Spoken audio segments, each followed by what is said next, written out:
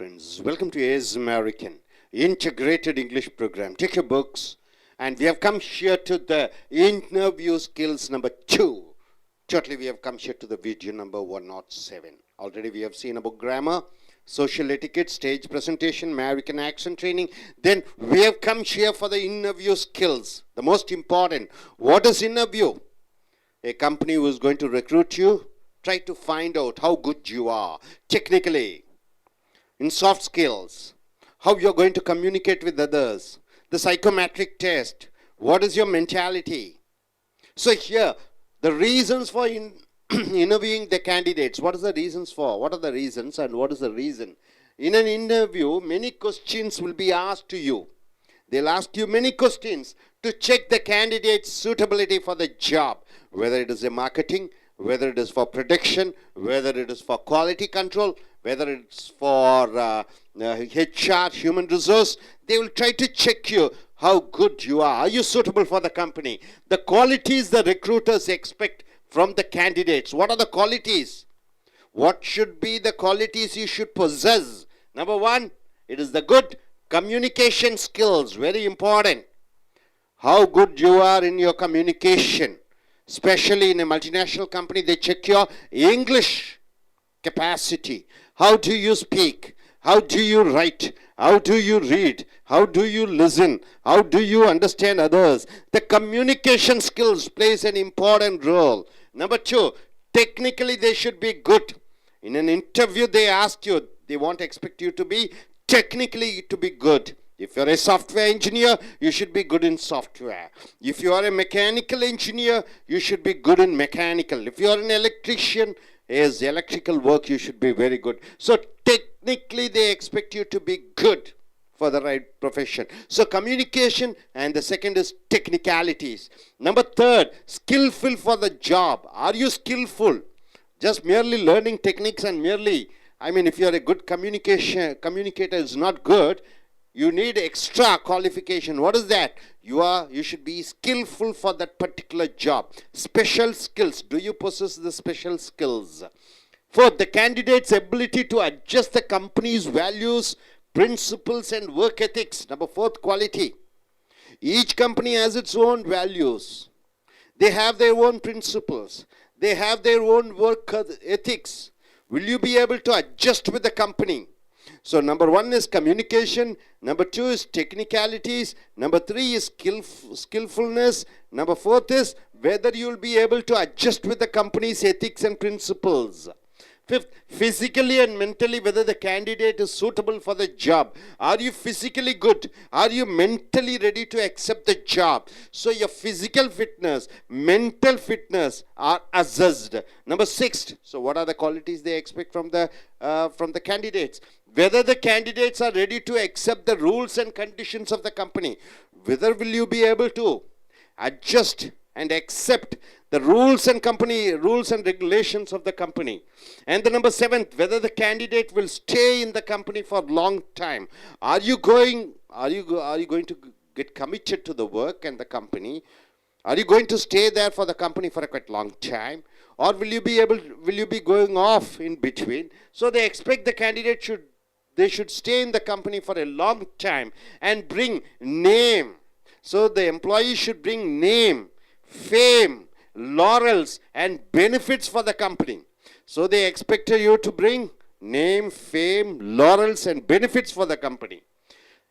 8, whether you can maintain your temper when asked about questions which you are uncomfortable and do not accept. So during the times of interview, they expect you, they just judge you, whether you will be able to adjust or whether you will be able to maintain your temper when you are asked some embarrassing questions or the questions which you don't like.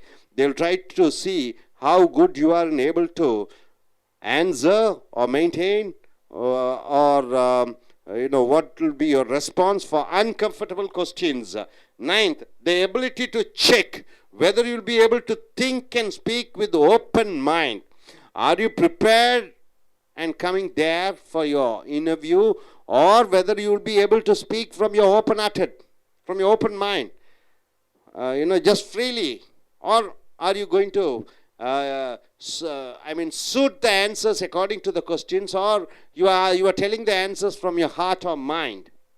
Whether you'll be able to respect others' point of view. So whether you'll be able to accept others, respect others' point of view. So totally 10 points are there, what they expect from the candidates during the time of interview, right? Number 1 is, it is the communication skills. Number 2 is technicalities. Number 3 is skillful for the job. Number 4 is ability to adjust with the company's cultures, principles, and work ethics. Number 5 is whether you are physically and mentally suitable for the job. Number 6 is whether you are able to adjust or accept the rules and conditions of the company. Number 7 is whether you will stay in the company for a long time. And 8 is whether you will be able to maintain your temper when asked uncomfortable questions. Number 9 is whether you will be able to speak with an open mind. And number 10 is whether you will be able to respect others' point of view, right? 10 points are there. These are the 10 points what the company expects from you. And coming here, before and during the time of interview, before and at the time of interview, first impression is the best impression. Do you agree with that? First impression is the best impression. The impression which you make in the beginning lasts for long. So, you have to concentrate on your dress. Right type of dress for the time of interview. Your shoes. Knock the door before entering the room. If the room is open and say, even if suppose if the door is locked, you just knock it. Or if the door is open, you just say, may I come in, sir? And after that, you have to get inside the room. Don't straight away sit in the chair. If the chairs are there in front of, the interviewer, just go. Don't go and sit straight away in the chair. You just say, until the interviewer says you to sit, you don't take the seat. And if not, you ask the permission from the interviewer to sit. Even if suppose the interviewer doesn't say you to sit, you just ask the permission from him to sit. And coming here, the interview is divided into various stages. What are the stages of the interview? Interview is divided into various stages or parts. Number 1 is ice-breaking session. What do you mean by ice-breaking session? First time you are coming for the interview, so a session to make you comfortable and feel home. Stage 1 in interview is just make you to feel home. How are you? What's your name? What do you do? What are your hobbies and interests? They just ask you these questions to make yourself free, not to have any sort of fear. So just as the ice-breaking session, a session where they try to try to remove your all type of reservations. Stage 2, asking questions based on your curriculum with a biodata, resume or profile. Stage 1 is just general asking questions. Stage 2 is according to the profile, according to the biodata, according to the curriculum vitae which you are given. They just check it and ask those questions based on that. Stage 3, now the interviewer has come to know about you through the resume and by asking questions. So interview came to know about you, something, your personal life and your academic life through the curriculum vitae. Now, in the third stage, he'll be asking you open-ended question. What do you mean by open-ended question? What, when, which, where, why, all type of information he wants to get it. That is called open-ended questions. Information questions. What, when, where, which, why, and how questions. These type of questions to gather information. Close-ended questions. He'll be asking close-ended questions. What are the close-ended questions? They are the yes or no questions, which starts with do, does, did, can, could, should. So he expects the answer yes or no questions. Then see, hypothetical questions. What do you mean by hypothetical questions? Creating a situation.